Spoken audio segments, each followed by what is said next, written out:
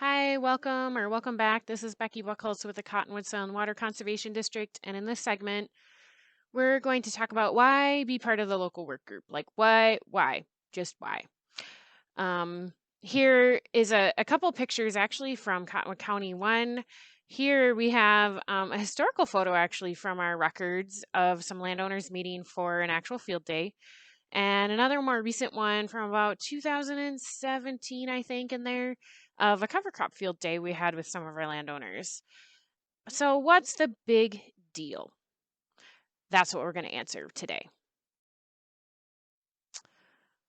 I think we've all heard it, and I'm sure we've all expressed it, even myself. I mean, isn't the government just going to do what it wants anyways? So, what's the point of saying what I have to say? I mean, does it even matter? Will they even listen to me? Well, I can tell you, but you'll just make the decision anyways. So we get back to again, what's the point? And I don't disagree with you. In the past, it really probably felt like that. We had some trainings on the local work group, and some people from NRCS talked, and they said, and I thought this was really interesting. We had a poll, and I said 2008 and all the years prior to that, what percentage of CSP, the Conservation Stewardship Program, and EQIP, the Environmental Quality Incentives Program, was funded at a local level?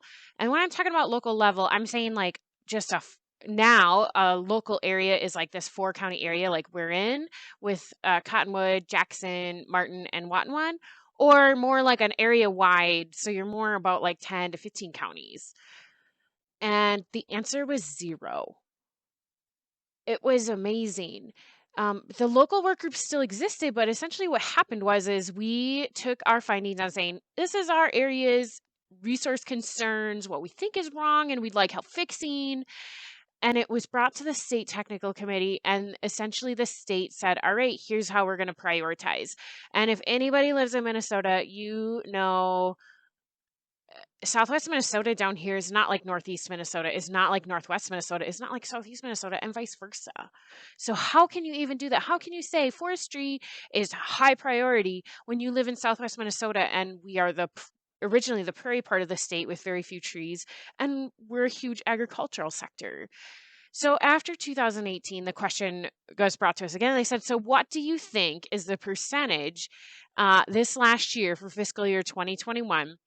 Of EQIP and CSP that was funded at the team or local or like area level, and I was blown away. It was 72% was EQIP, and 100% of CSP was at the team. So this little spot right here, or the area. And I think the area is still kind of big, but at the same time they left it as like the Southwest. And so I think most counties can kind of relate to each other to an extent.